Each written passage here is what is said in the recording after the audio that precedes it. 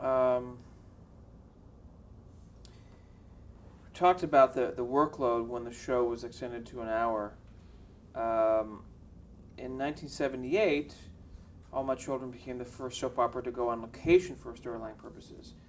How did that change the dynamics? Well, it cost a lot more money, of course, and everybody was very excited about it because it was like then almost more like shooting a movie. And the first thing they did, they sent Susan Lucci and, the very handsome young man whom I adored, never quite forgave them for letting him go, to the islands for their honeymoon. Agnes had a house down there, so she knew all about that. And it was wonderful. People loved it. But then they started doing more things that kind, and they finally have almost decided that the people don't really care that much about movement and background. They care about the interpersonal storyline. And like when we used to sit around the table and drink coffee and talk, they got just as involved with that as they did with, oh, they like a lot of the things that we do. And we also had homes where we went, they photographed the outside, and we would see the outside and then go in through the window like a camera would in a movie. But it did give them a sense of place and where things were and who was what. But really, it gets right back down to what Orson said. The story is what they're tuned in for. The other things they can see on television or in a movie or in a travel log, but they want the story of what's happening between human beings. I remember one time I was doing a play at in the mountains, and they used to have buses come in with the women in the afternoon, you know. Well, then I'd stand at my door at the back of the stage, at my dressing room door, and sign autographs. And one afternoon there was probably about 60 women, and I'd sign them all. And then I noticed there was one lone man standing under a tree over there. And after the women left, I said, may I help you? And he said, oh, no, that isn't fair. I know you have another performance tonight. That's taken so long. You have to have some dinner. I won't bother you. I said, no, please. You've been very patient. Come over and talk to me.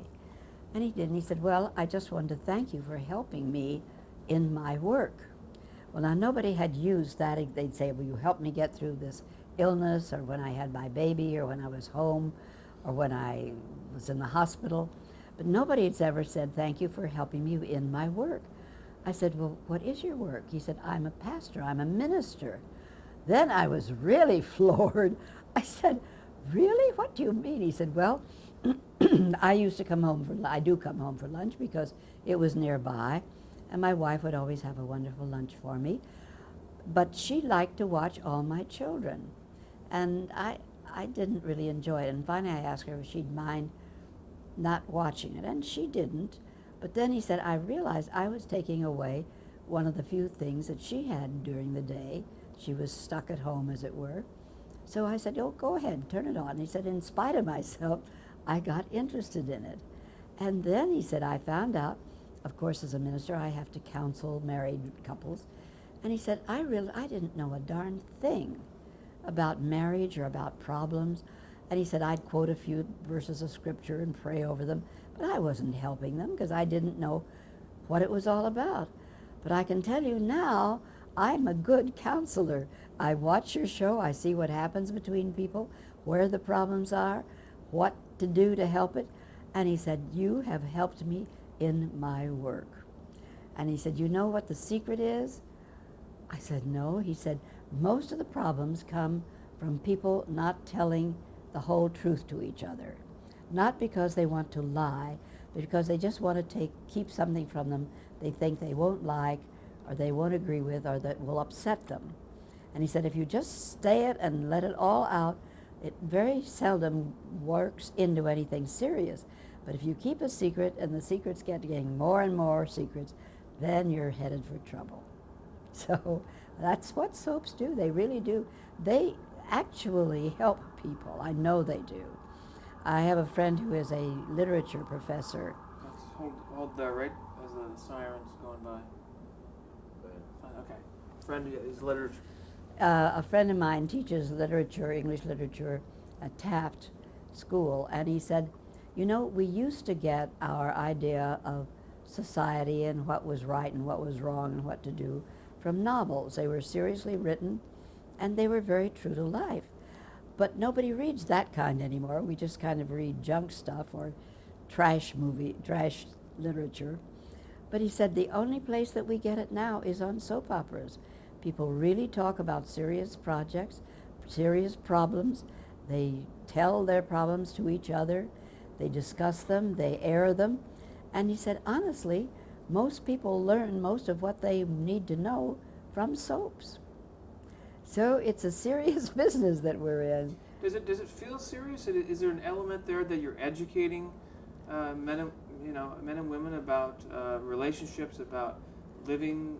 Well, it is to me. I don't know how much other people think of it, but between the thing of being told about earlier about the cog in the wheel that makes it work, and then having gone through, a separation and a divorce, and all the pain of that, and understanding later why we didn't get along and why he really loved this other dowdy woman more than me because she suited his temperament better.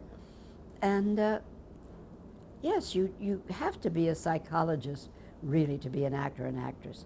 You have to be able to plumb down deep and find out what is eating somebody, as you might say. What's the subtext? What's really going on? Not what you see and hear, but what's happening inside of them. So it makes you a student of that type of thing. And it works. I've had many people tell me when Phoebe used to chew people out and she'd use all these big words and carry on. I've had airline stewardesses kneel down and said, I take down every word you say. I don't need it now, but someday I will. And when I have it, I'll be ready. I'll know how to tell somebody off. And they do, and they listen, they watch what you wear, the way you go to a restaurant, the way you comport yourself. A lot of people don't have the kind of background and upbringing, that we have. And they really learn. They really, truly do learn. Well, someone who has been a fan of the show had the opportunity to appear on the show a couple of times, and that's Carol Burnett. Oh, yes. How was that to work with her? Oh, heaven, just heaven. And she appeared in 1976 and then again in 83. In fact, she asked to be on the show. Phil Brent went to her show, and of course she always introduces people in the audience. And she said, I want to be on your show. And he went back and told them. They said, you mean Carol Burnett would be on that show? And he said, sure. And she came. And all she got to do was ride out in a wheelchair. She didn't really have a scene much. But then she did two other ones. She did one with Elizabeth Taylor came on and did the show. She did the mop lady, that Carol used to do. And then we had a storyline where it turns out that Carol was actually a child of Langley's, which was very kind of disturbing but interesting, And I said, how did you ever happen to get so caught up in it? She said, I couldn't eat dinner with my 3 daughters if I didn't know what was going on. That's all the conversation was about. And at first I would say, I thought they were talking about real people. No, Mother, it's the show. So she carried around a portable TV set with her on her work and everywhere she went. And she got as crazy about it as the girls, just really taken in by it. Now, you've been on the show for 29 years. Next year, you will be on the show for 30 years. What are some of the challenges of being on the same show for so long? Well, there are times you have to learn that you take turns.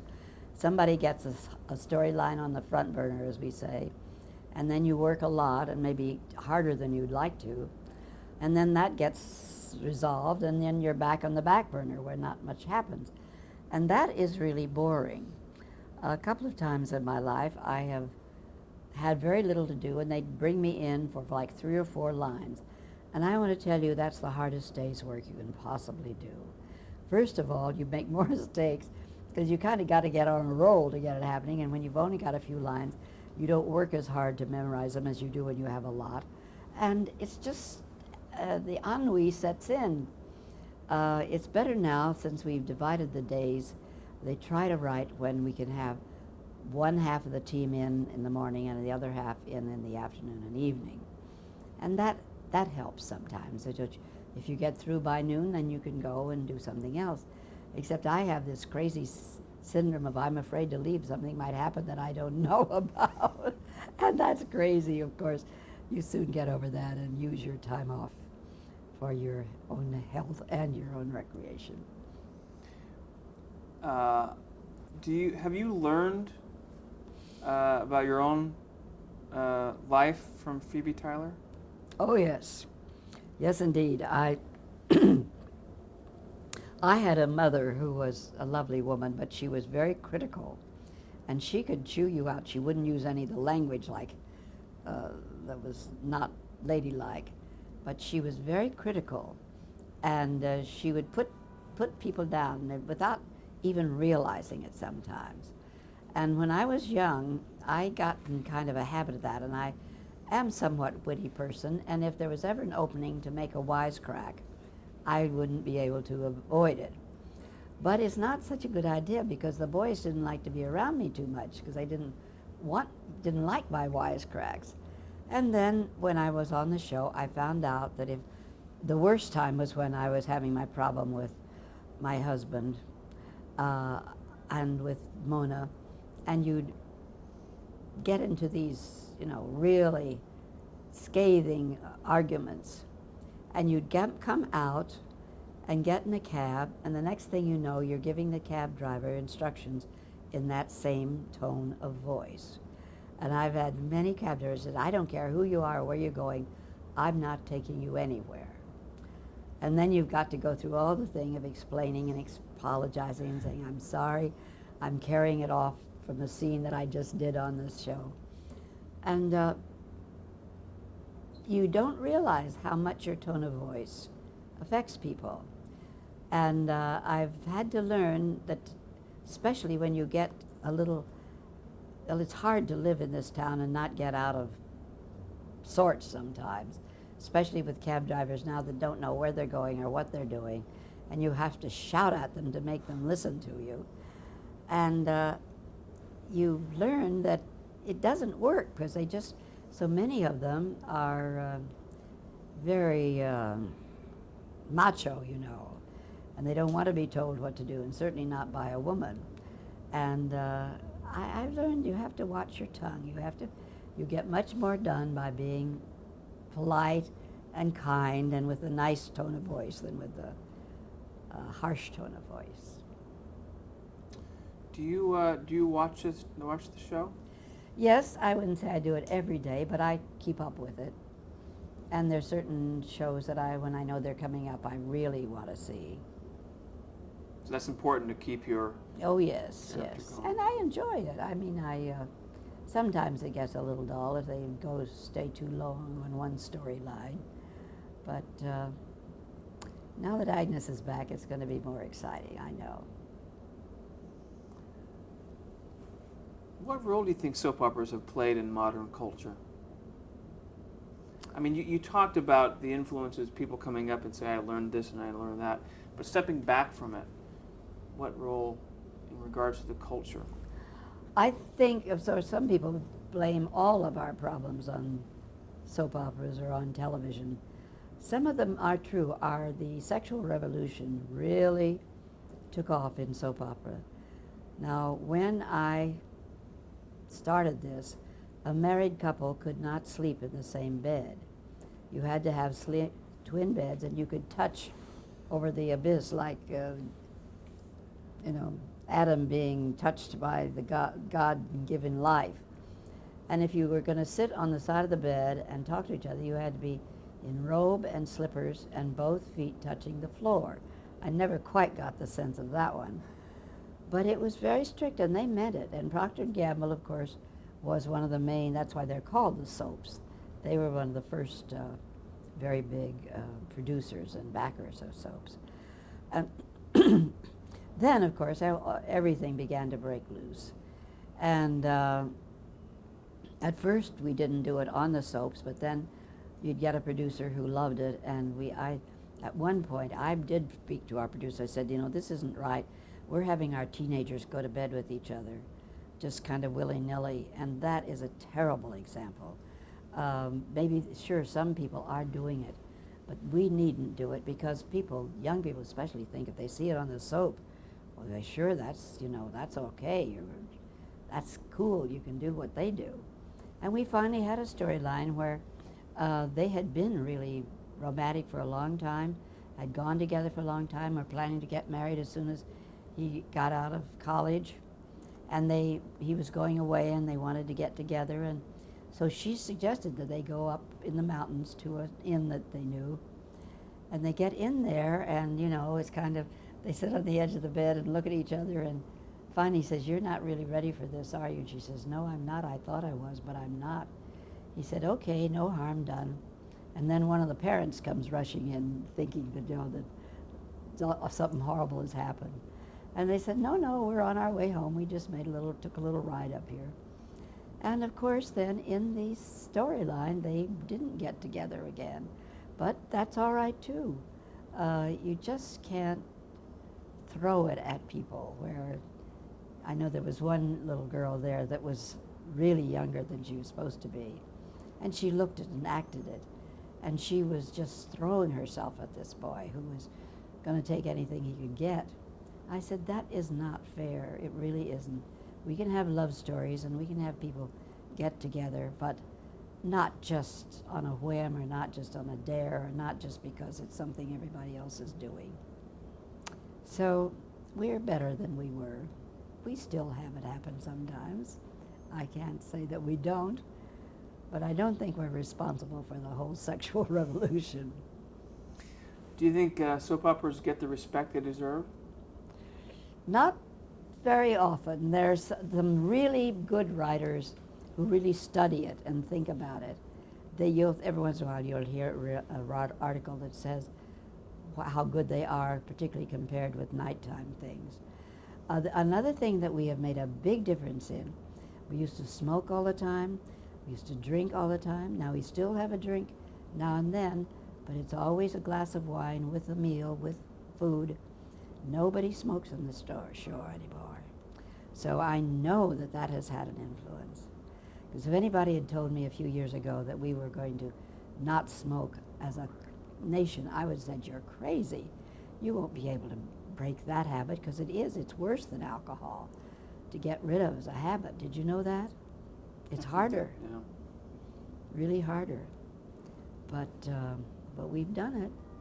And we're still doing it, and we've been persistent about it. Of course, in Europe they think we're a little nuts, but it's a good thing. Do you think soap operas are a good place to start for a beginning actor? Excellent. Excellent. It would be even better if they could be in little theater companies, but there's so few of them anymore, and they can do summer stock, which is good. But for day-to-day, getting into it and really learning what the discipline is of acting and of learning your lines and of being responsible and not calling in sick and all of that, it's the best training ground there is. What do you think the key is to creating a hit soap opera? Really touching people's lives, not being outrageously different or kind of out of this world or crazy, and not too much violence. They see enough violence at night. I get so I'll sort of throw up if I see another explosion or hear another tire screeching. That wears itself out pretty quickly. As I say, it's the interpersonal relationships that get people and hold people and make them want to follow it all the time. You had mentioned about being referred to as Citizen Kane's wife. What would you consider your proudest project, or the one that really fills you with joy? Well, I'd have to name 2 or 3 of them. Nothing will ever compare with Citizen Kane, but that is a historic thing that you couldn't expect to happen all the time. And the fact that it did happen for me is just a miracle almost. Except that, as I say, I had to be willing to be ready. I had to be willing to take a risk and come to New York without knowing what was going to happen. And then I was blessed by running into the man that was going to make my career, really. I also love playing Phoebe. She's very dear to me. She's almost like my second self.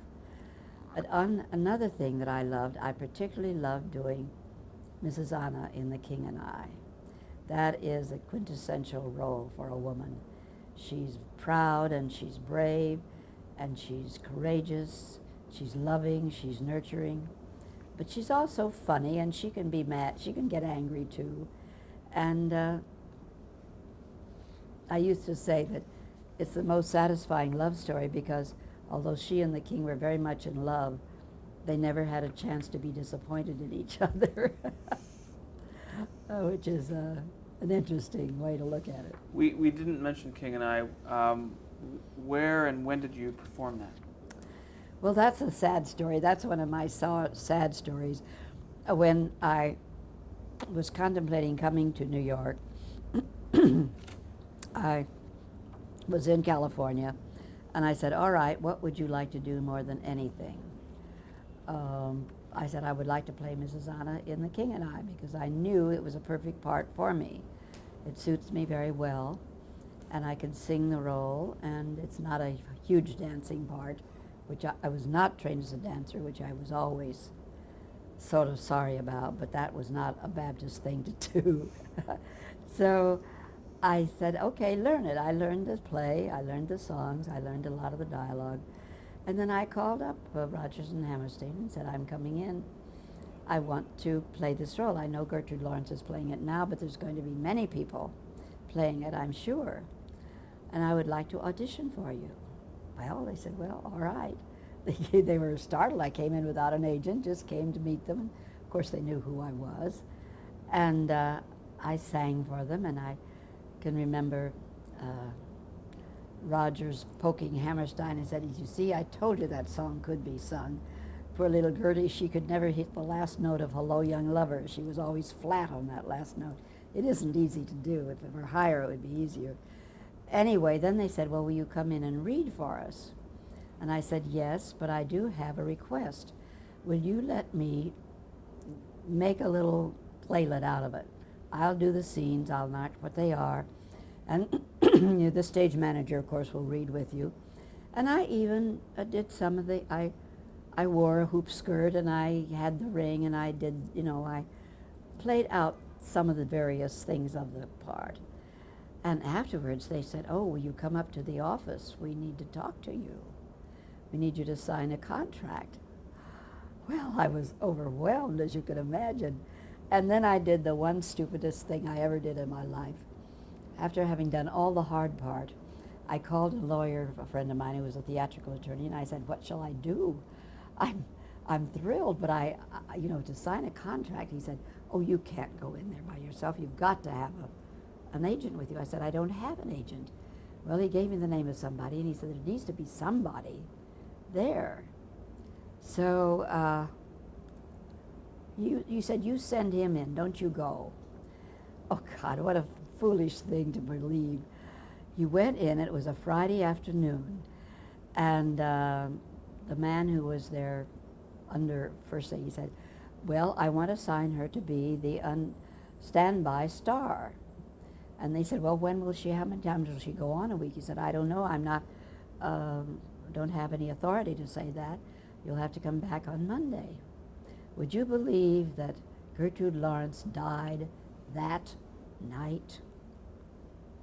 I didn't sing a note for about 3 years. I was so angry with myself. Can you believe if I just got up and put my name on anything, it didn't matter what it was, I would have been a part of the company, you see. Then they wouldn't even talk to him. They wouldn't even talk to me. And Gertrude had left the role to her understudy, who'd been with her for years and years and years. Well, they didn't want to hire her, but they were afraid not to because of the public knowing all this. And I knew some of the people in the show, and they said, oh, it was just awful because she imitated her. She'd been around so long she could imitate her. But you know, that doesn't work either, so it didn't last for long. But I blew my chances after I did all the hard part. Then finally, after about 3 years, I thought, well, this is ridiculous. I can't go through my whole life not singing just because I made a fool of myself once.